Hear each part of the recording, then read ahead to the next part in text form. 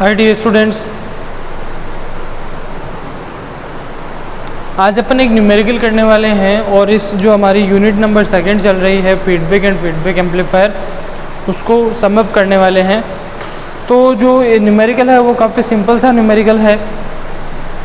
Numerical के अंदर हमें बोला गया है कि the voltage of N amplifier is 100, voltage gain of N amplifier is 100, यानी कि इसका वोल्टेज गेन है वो कितना है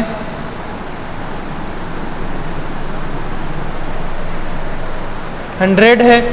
and it's input resistance is 500 ओम, यानी इसका जो इनपुट रेजिस्टेंस है यानी निवेशी जो प्रतिरोध है वो निवेशी प्रतिरोध कितना है 500 ओम है।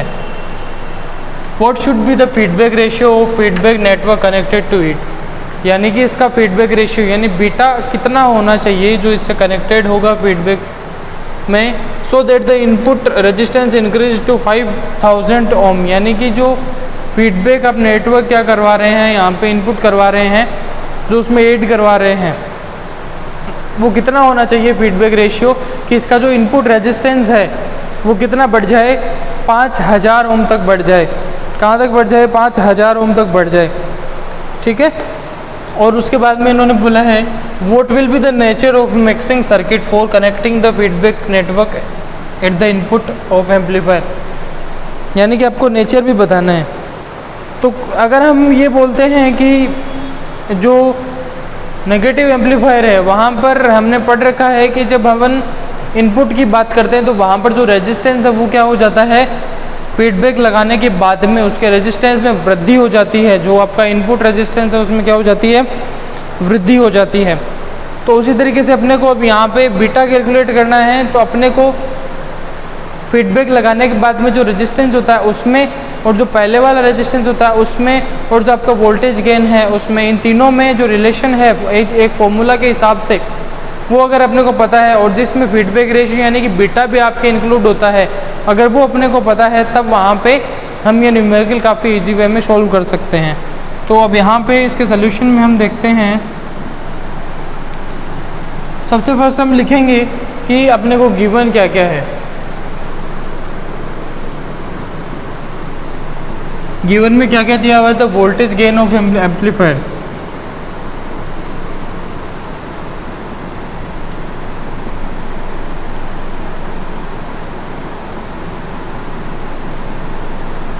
और एम्पलीफायर का वोल्टेज गेन कितना है आपके पास में 100 है, ठीक है। And it's input resistance is 500 ओम, यानी कि इसका जो इनपुट रेजिस्टेंस है without feedback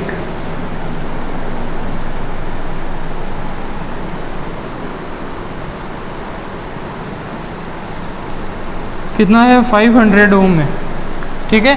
and what should be the feedback ratio, ये कैलकुलेट करना है। आगे दे रखा है कि फीडबैक लगाने के बाद में 5000 हो जाता है, यानी कि विथ फीडबैक इनपुट रेजिस्टेंस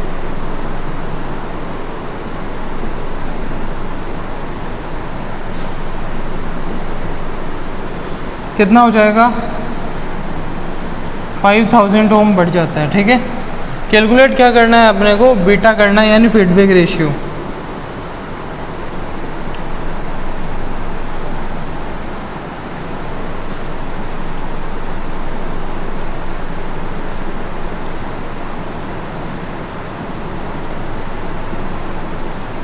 ठीक है, तो अब अपने को कुल मिला के जो ये वोल्टेज गेन हो गया ए, उसके बाद में विदाउट फीडबैक आपका हो जाता है आर आई और विद फीडबैक हो जाता है आर आई डैश।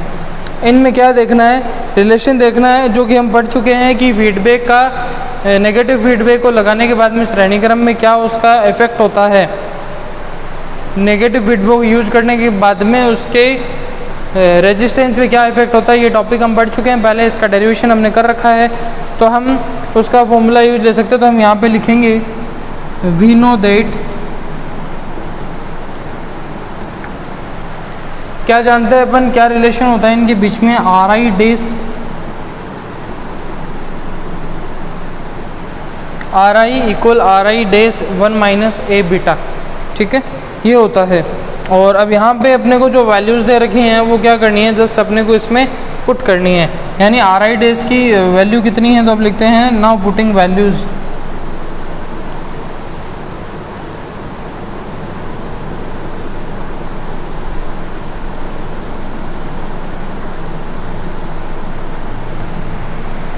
फॉर्मूला में वैल्यू पुट करेंगे तो RI डेज की वैल्यू कितनी है 5000,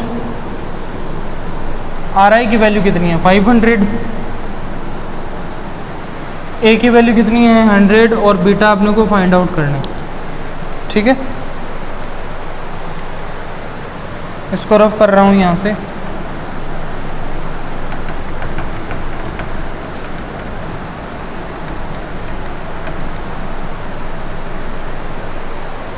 तो 5000 और 500 और 1 - 100 बीटा है। इस पे एक बार इस इक्वेशन को वापस लिख लेते हैं।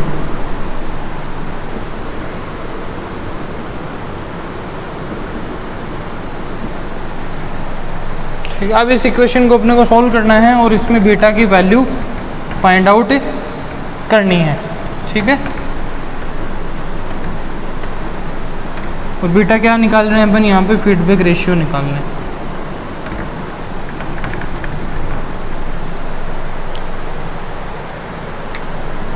तो 5000 इसको मैं इसके डिवाइड में भेज देता हूँ, तो ये आया 500 इक्वल क्या रह जाएगा 1 - 100 बीटा। ठीक है, कैंसिल आउट हो गया, 50 डिवाइड बाई 5 इक्वल 1 - 100 बीटा। कितना आया 10 इक्वल 1 - 100 बीटा। 1 को इधर ले आओ, 10 - 1 इक्वल 100 बीटा आ गया। माइनस का कितना आया 9 इक्वल 100 बीटा। तो अब क्या करोगे यहाँ पे, इसको उधर भेजोगे डिवाइड में इसके, या फिर हम सीधा लिख सकते हैं वहाँ पे ये माइनस है, उधर भेज देता हूँ मैं, इसको बीटा निकालना है। तो बीटा इन सबको उधर भेजा तो ये क्या है 9/100 आ गया। इसको लिखोगे तो क्या आएगा 0.09 आ जाएगा अपने पास में। 2 zeros है नीचे तो 2 के बाद दशमलव लग जाएगा, तो इक्वल क्या है बीटा। यानी आपके पास में इस क्वेश्चन के लिए जो नेगेटिव फीडबैक रेशियो बनेगा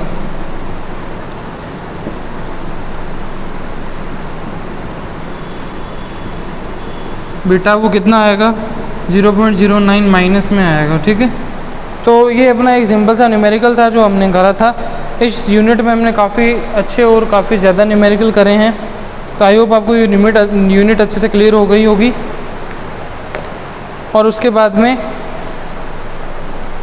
इस यूनिट में हमने स्टार्टिंग से लेके लास्ट तक काफ़ी अच्छे टॉपिक्स करे हैं।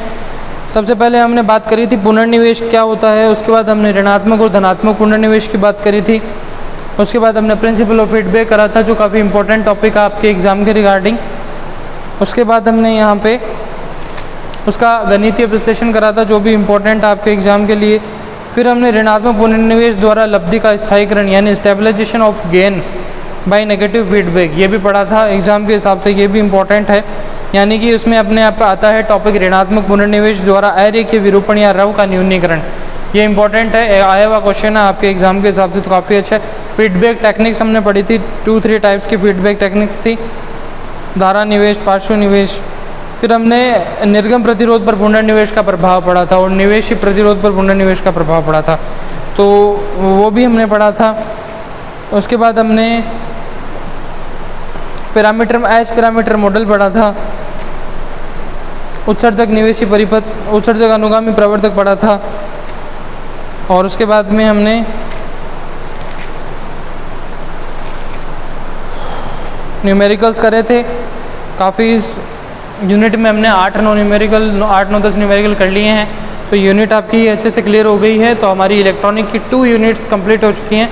अब मिलते हैं नेक्स्ट वीडियो में फिजिक्स सीखने के लिए एक नई यूनिट के साथ में, नए टॉपिक के साथ में। तब तक के लिए keep learning, keep growing. Thanks for watching this video. Do like this video, share with your classmates, subscribe और YouTube channel. Thank you very much.